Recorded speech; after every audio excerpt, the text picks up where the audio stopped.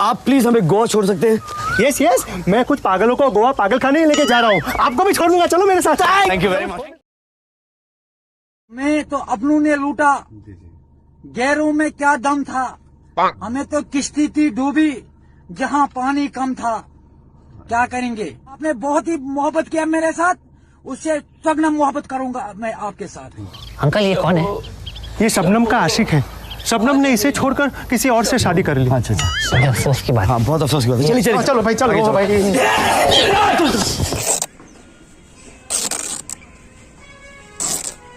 Uncle ये कौन है?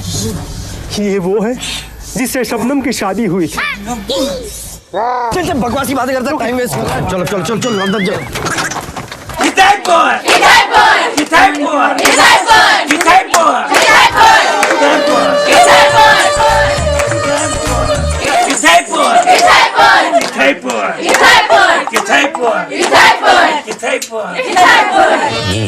ये कौन है?